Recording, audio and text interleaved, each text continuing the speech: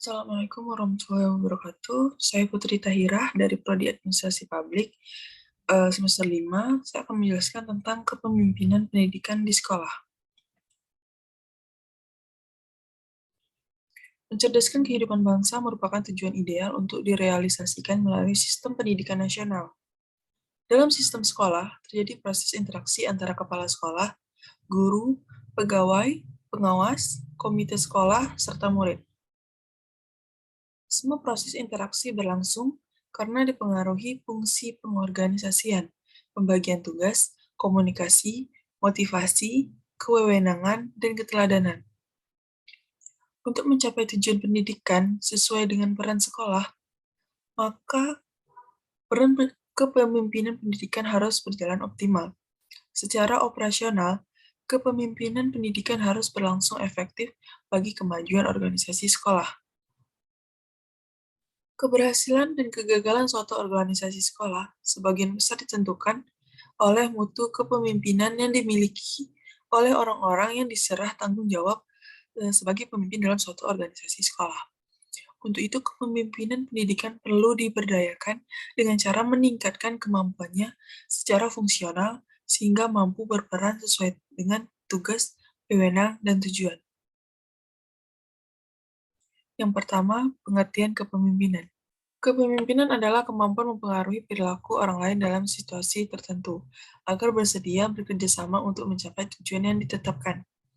Menurut Overton, kepemimpinan adalah kemampuan untuk memperoleh tindakan pekerjaan dengan penuh kepercayaan dan kerjasama.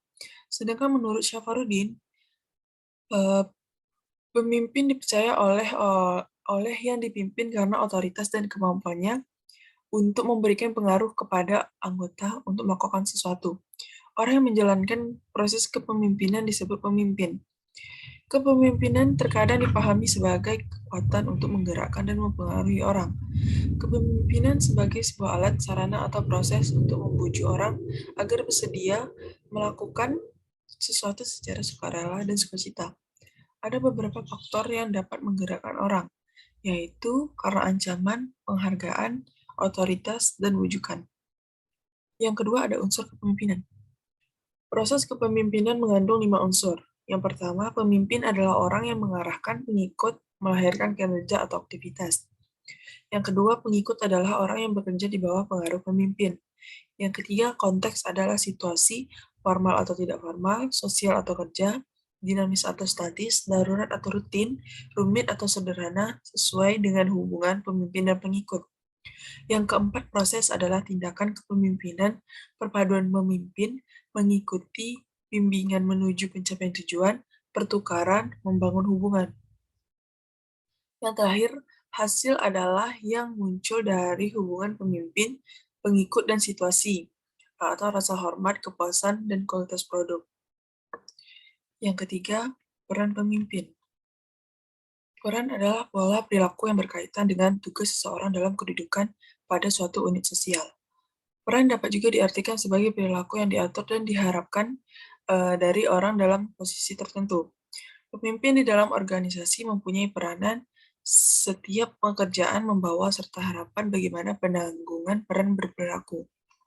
Fakta bahwa organisasi mengidentifikasi pekerjaan yang harus dilakukan dan perilaku peran yang diinginkan yang berjalan dengan seiring pekerjaan tersebut, juga mengandung arti bahwa harapan mengenai peran penting dalam perilaku bawahan. Peran kepemimpinan dapat pula dibagi menjadi 3. Yang pertama, pemimpin masa depan harus fleksibel dan mempunyai pengalaman yang luas.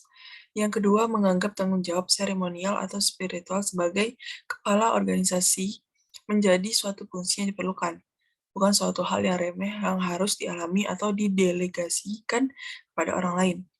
Yang terakhir, pembuatan tidak lagi dibuat secara efektif terpusat di puncak organisasi.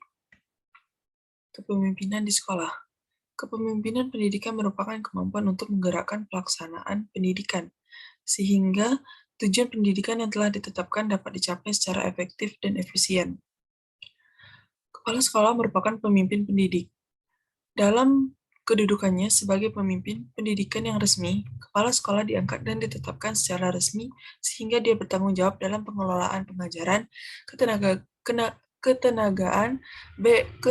Kesiswaan, gedung dan halaman atau sarana dan prasarana, keuangan, serta hubungan lembaga pendidikan dan masyarakat. Di samping tugasnya dalam supervisi pendidikan dan pengajaran, kepala sekolah sebagai pemimpin lembaga pendidikan memiliki tugas melaksanakan dan mengawasi aktivitas sekolah dengan menyusun tujuan, memelihara disiplin, dan mengawasi pembelajaran yang dicapai.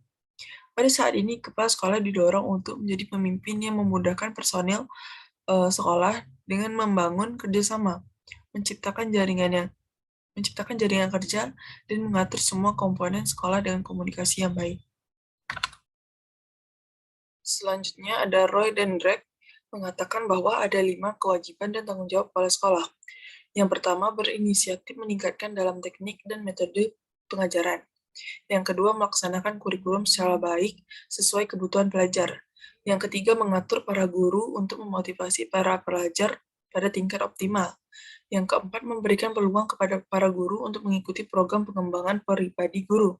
Yang terakhir, mengatur para guru memberikan koordinasi dan menempatkan mereka mengajar pada mata pelajaran tertentu atas setiap tingkatan yang baik. Terwujudnya sekolah yang unggul tidak terlepas dari efektivitas kepemimpinan kepala sekolah. Nawawi dan Hadari mengatakan bahwa efektivitas kepemimpinan merupakan hasil bersama antara pemimpin dan orang-orang yang dipimpinnya. Efektivitas kepemimpinan kepala sekolah merupakan perilaku manajerial di sebuah sekolah. Karena itu, peranan kepala sekolah sebagai pemimpin adalah proses kepemimpinan pendidikan yang tidak terlepas dari upaya menjalankan manajemen sekolah secara efektif. Kepala sekolah sebagai pemimpin lembaga pendidikan bertanggung jawab untuk memotivasi para guru, pegawai, dan siswa melakukan tindakan sesuai visi, misi, dan tujuan pendidikan. Hersey dan Blenhead berpendapat bahwa pemimpin yang efektif adalah pemimpin yang memberikan pengaruh cenderung menghasilkan produktivitas jangka panjang dan perkembangan organisasi. Locke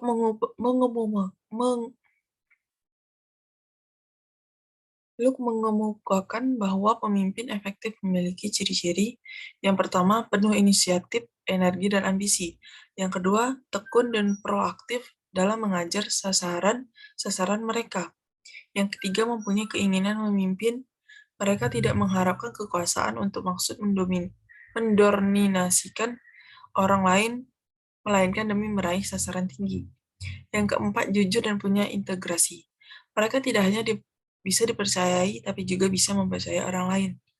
Yang terakhir, mempunyai rasa percaya diri tebal yang tidak hanya memberikan kesanggupan pada mereka untuk memikul tanggung jawab dan membangkitkan rasa percaya diri orang lain, tetapi juga mengatasi segala situasi yang menekan dengan hati tenang. Mungkin hanya itu yang dapat saya sampaikan. Terlebih kurang saya mohon maaf. Saya akhiri dengan wabillahi taufiq wal hidayah. Wassalamualaikum warahmatullahi wabarakatuh.